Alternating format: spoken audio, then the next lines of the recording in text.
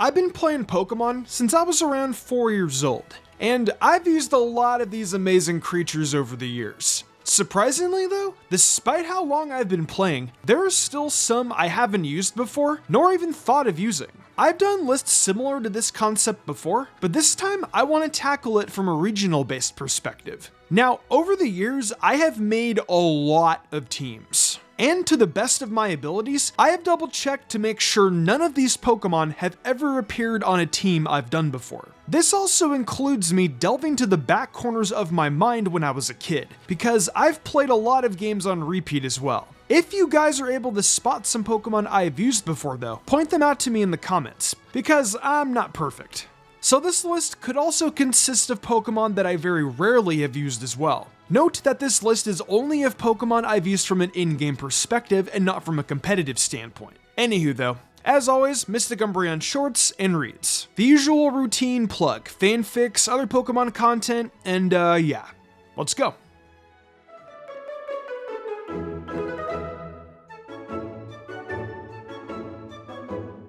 Coming in at number 10 is Venomoth. I've always been more of a Butterfree fan. That's why I've always not really ever considered using it. In Generation 1, it's more of a Psychic type because Leech Seed and Poison Powder is all it gets access to. It didn't even get Poison Sting, which is kinda sad. As for other gens, other bug types just piqued more of my interest, like Heracross and Scizor. It's just really weird because Venomoth has never really crossed my mind before. And that's not because it's a bad Pokemon, because it's not. Generation 4 is where it really starts to get better because of the physical special split. Signal Beam, Bug Buzz, and access to Sludge Bomb actually make it fun to use. If I were to use Venomoth, it would more than likely be in Heart Gold and Soul Silver, whenever I decide to play those again. Venonat can be found pretty early. Signal Beam can be learned at level 37, and access to the Sludge Bomb TM isn't too far off either. So Venomoth is a pretty good choice, and it's always slipped my mind.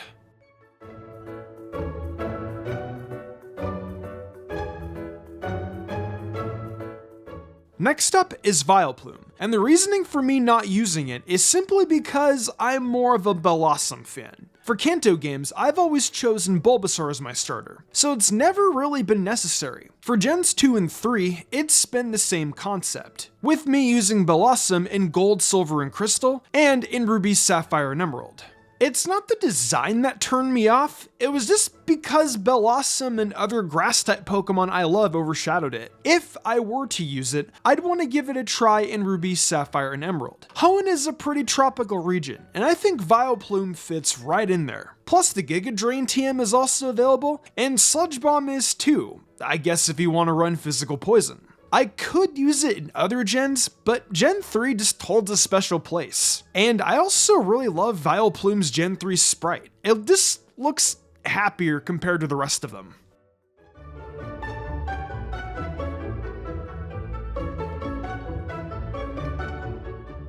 This one is a rather interesting case because I have used one before, but only very briefly before evolving it. Machamp, as we all know, is a trait evolution, and I've used that several times. However, I've always been one of the lucky ones to have access to trait evolution, especially as a kid. Not everyone had or has access to trait evolutions, especially back in the early days of Pokemon.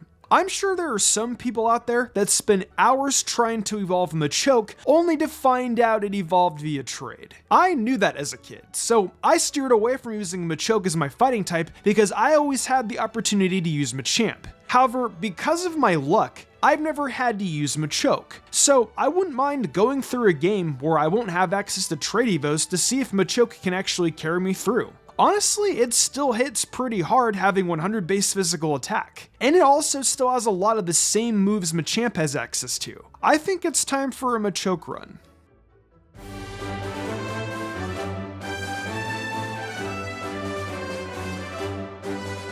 Here's another case of a Pokemon's pre-evolution I've never really considered before, and that's Magneton. Of course, Magnezone has been used quite a bit here, but never its pre-evolution. And it's pretty damn good all things considered. Its special attack is base 120, and the speed is pretty good too for an in-game playthrough. Even though it lacks Steel Stab in the earlier generations, all it really needs is Thunderbolt, and it can slay virtually anything. It's a solid electric type that's always kind of been off my radar, as I've always chosen Raichu or Manectric. Magneton puts in the work though in Gens 1 through 3, and I'm eventually gonna try it out. What really looks fun is running a Rain Dance Thunder set.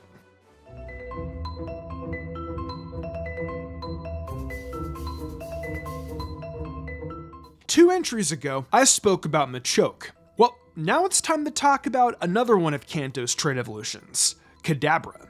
Kadabra is honestly such a gem of a psychic Pokemon. 105 base speed and 120 special attack on a non-fully evolved Pokemon is deadly. Honestly, you can use it in any gen and it will still do the job. I don't recall 100% if I have ever used Kadabra before, but if I have, I know damn well for a fact it did its job. Kadabra, I think in some aspects, is better than some fully evolved psychic types. And for an in-game playthrough, all you really need is for it to learn psychic, and you can pretty much slay the entire game.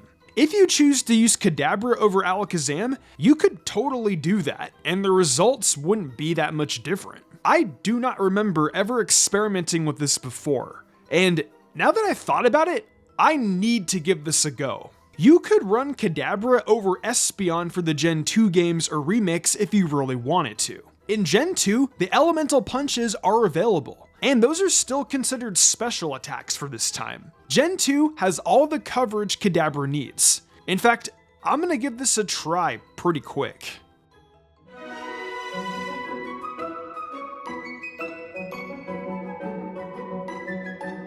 Opening up the top 5 is Rapidash. Rapidash is pretty self-explanatory for why I've never used it. There are just better fire type options out there. Rapidash is known for being the only fire type in Diamond and Pearl outside of Infernape. In previous gens, due to fire type attacks being special, it made it extremely unappealing to use. Even today with this split, it's still not great though. Nonetheless, just because I want a unique challenge, I may play Diamond and Pearl with using a Rapidash. Maybe I'll use a Torterra or something for my starter. For an in-game run, it's not too terrible. Or maybe it is for Diamond and Pearl due to it not getting Flare Blitz until level 58. I may just breed one with Flame Wheel though, that way it has a physical fire type move for the game. In Platinum, it's fixed, and Ponyta gets Flame Wheel at level 15. But even then, because I'm nuts, we're playing Diamond and Pearl. It does get access to Mega Horn and Poison Jab though via Move Relearner, so I guess coverage is kind of nice. At least in later gens it gets Drill Run, which does make it a tad better, but even then, Move Tutor is a rather fun topic to speak on. If you guys ever ran Rapidash in Diamond and Pearl though, how did your run go?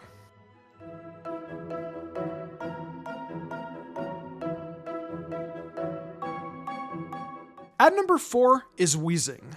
I've never really been that huge on running pure poison types a lot of the time, but Weezing looks like it's a pretty fun Pokemon to use. Weezing is a decent wall with all right offensive stats. What really got me interested in Weezing was actually when I was rewatching Chugga Conroy's Crystal Let's Play from way back when. The reaction is still priceless, by the way. It's got a bit of coverage to play with, ranging anywhere from Thunderbolt, Flamethrower, and Shadow Ball. Heck, running an explosion set also sounds like fun. Before you wide out, just go boom, and you can go out in a blaze of glory. Maybe I'll do a Team Rocket Run or something, where I only use these sorts of mons for my own personal fun. Ah, good old New York. I love this thing. I hope you all get that joke, by the way.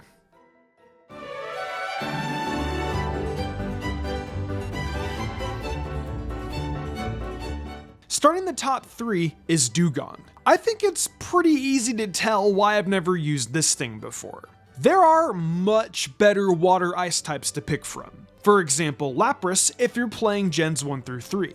Seal and Dugong have always just been off my radar, due to them only being available in places like the Whirl Islands or Seafoam. The Whirl Islands I would never explore until the late game for Johto, and Seafoam, well, my goal was to capture Articuno, so why would I substitute that out for a weaker ice type? Articuno in-game is pretty good, by the way, but 70 for both of Dugong's offensive stats just do not seem appealing to me at all. What surprises me is that this thing wasn't in any worse teams to my knowledge. Honestly, a perfect candidate. Is it time for Worst Team Remastered?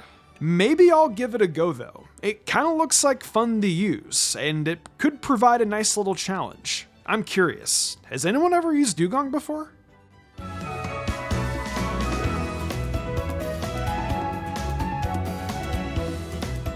At the penultimate spot is one I've definitely used competitively, but never for in-game. And I think the answer is pretty obvious. Number 2 is Ditto. And the reasoning is pretty much because you only get one transformation per battle. So if your Ditto's transformation is a dud, meaning it can't take out the opponent's team, it becomes a problem. So that's why I've never used it, and I think the reason's pretty apparent. There have been creators who have done that though, and for that, I salute you.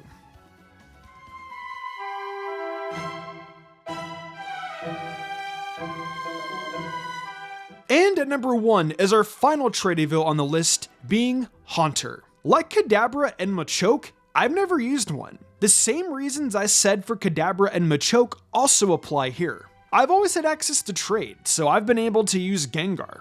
Haunter is a great Pokemon, and if I were to use one, I would definitely use it in later gens. If Haunter had access to the elemental punches in Gen 2, I would use it there. But I definitely don't have any issues trying it in, let's say, Gen 4. I just feel really bad for the people that found the in-game trade Haunter in Sinnoh to then have all their hopes and dreams crushed.